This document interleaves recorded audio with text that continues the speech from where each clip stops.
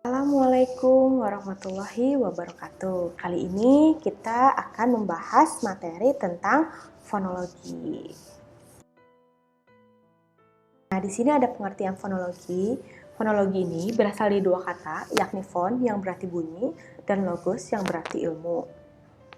Nah, secara sederhananya, fonologi dapat dikatakan sebagai cabang ilmu bahasa yang mempelajari bunyi-bunyi bahasa. Bunyi bahasa yang dimaksud ini yaitu bunyi yang dihasilkan oleh alat ucap manusia. Selain itu, bunyi bahasa dapat juga diartikan sebagai bunyi yang diartikulasikan yang menghasilkan gelombang bunyi, sehingga dapat diterima oleh telinga manusia. Nah, dengan demikian, bunyi bahasa ini yang dikaji dalam fonologi ini merupakan bunyi bahasa yang memenuhi hakikat bahasa, sebagaimana telah kita bahas sebelumnya. Lalu, fonologi ini dibagi menjadi dua cabang yang kecil. Yang pertama ada fonetik dan juga fonemik. Nah, fonetik ini merupakan cabang fonologi yang mempelajari bunyi bahasa tanpa mempertimbangkan makna. Bisa diartikan bahwa fonetik ini mengkaji bagaimana bunyi bahasa yang dihasilkan, diklasifikasikan, dan dipahami oleh manusia. Lalu ada fonemik. Nah, fonemik ini merupakan cabang ilmu fonologi yang mengkaji bunyi bahasa dengan mempertimbangkan makna. Nah, bisa disebut juga fonemik bertema dengan usaha-usaha mempelajari bunyi bahasa dalam perannya membedakan makna pada sebuah tuturan yang dihasilkan. Nah, fonetik ini merupakan kajian mengenai bunyi bahasa dengan menekankan pada cara bahasa yang dihasilkan, bagaimana cara bahasa itu dialirkan, dan bagaimana juga bahasa yang diterima oleh si pendengarnya. Seperti itu. Lalu ada juga fonetik. Nah, fonetik ini bisa dibedakan menjadi tiga. Yang pertama ada fonetik artikulatoris, ada akustik, dan auditoris. Nah, yang pertama ada fonetik artikulatoris. Di sini fonetik ini mempelajari bagaimana mekanisme alat-alat ucap manusia yang dapat menghasilkan bunyi bahasa serta pengklasifikasian bahasa berdasarkan artikulasinya. Nah, fonetik ini biasanya menjadi kajian para linguis, terutama dalam hal mengkaji bagaimana menuturkan bunyi bahasa secara tepat berdasarkan cara dan bentuk artikulasinya.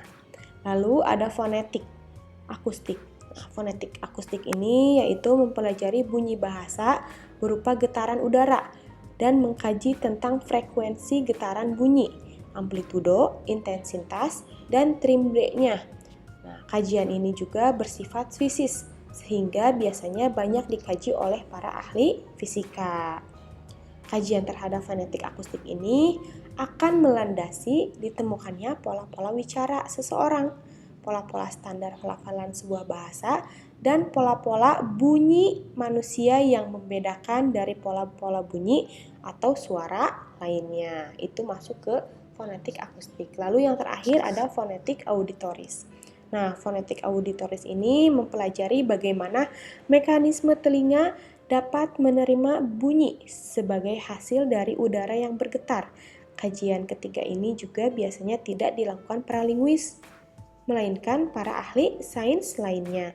Dalam perkembangannya, fonetik ini yang mendasari bagaimana bunyi bahasa yang dialirkan melalui sarana tertentu dapat diterima dan dipahami oleh manusia, misalnya seperti telepon, radio, televisi, dan berbagai media komunikasi lisan tidak langsung lainnya, seperti itu.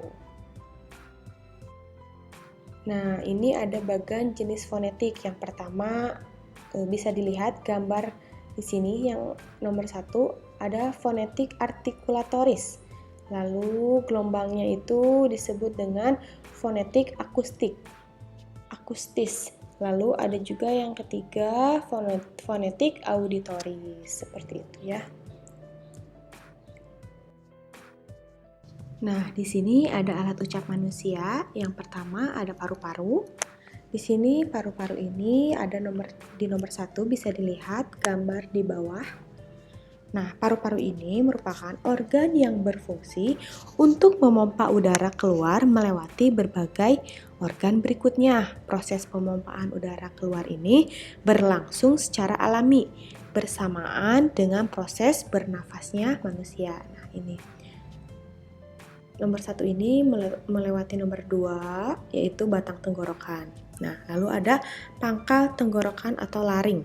Nah, udara yang menuju ke atas dan keluar melalui batang tenggorokan mengalir melalui glotis, yaitu bagian dari laring, dan laring itu sendiri merupakan bagian dari tenggorokan. Berhadapan dengan glotis terdapat 2 selaput yang disebut dengan pita suara. Nah, ini ya. Bisa dilihat di sini. Lalu ada rongga anak tekak atau paring.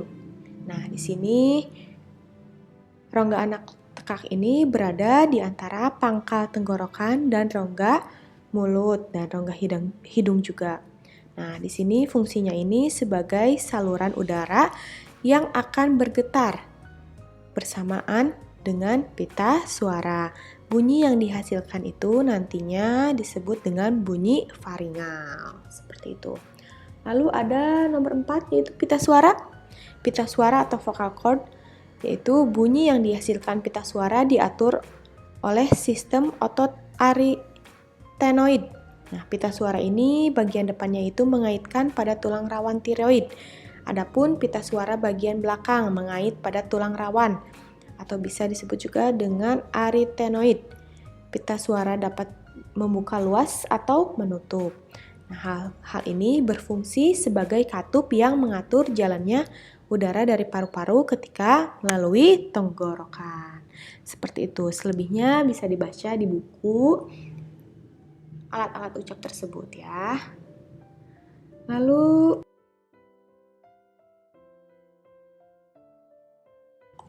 di sini ada klasifikasi bunyi. Nah, bunyi-bunyi bahasa yang dihasilkan alat ucap manusia dapat diklasifikasikan menjadi beberapa kategori. Yang pertama ada berdasarkan ada tidaknya hambatan. Nah, di sini ada 3. Yang pertama, vokal merupakan bunyi bahasa yang tidak mengalami hambatan pada saat pembentukannya. Yang kedua, konsonan merupakan bunyi bahasa yang dibentuk dengan cara menghambat arus udara pada sebagian alat ucap. Lalu ada semivokal merupakan bunyi yang sebenarnya tergolong konsonan, tetapi pada saat diartikulasikan belum membentuk konsonan murni. Itu klasifikasi berdasarkan ada tidaknya hambatan. Lalu yang kedua, ada berdasarkan jalan keluarnya arus udara. Nah, yang ketiga ada berdasarkan getaran pita suara. Lalu yang keempat, berdasarkan ada tidaknya ketegangan arus udara. Lalu yang kelima, berdasarkan lamanya bunyi yang diucapkan atau diartikulasikan. Nah, di sini yang kelima ini berdasarkan lamanya bunyi tersebut diucapkan atau diartikulasikan, bunyi dapat dibedakan menjadi bunyi panjang ataupun bunyi pendek. Nah, vokal dan konsonan ini dapat dibedakan menjadi bunyi panjang dan bunyi pendek. Dalam bahasa Indonesia, bunyi ini tidak dikenal atau dengan kata lain tidak terdapat bunyi panjang atau bunyi pendek. Seperti itu. Lalu yang keenam ada berdasarkan derajat kenyaringannya. Lalu yang ketujuh ada berdasarkan perwujudannya. Misalnya diftong, rangkap vokal rangkap. Ada ai, au, dan oi. Lalu ada klaster atau gugus konsonan.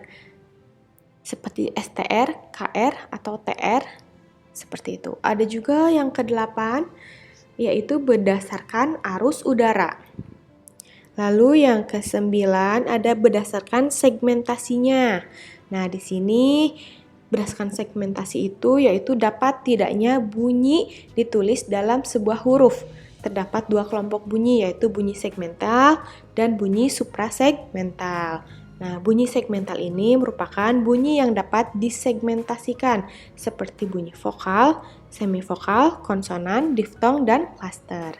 Lalu, bunyi suprasegmental ini merupakan bunyi yang tidak dapat disegmentasikan seperti bunyi tekanan, nada, jeda, dan durasi.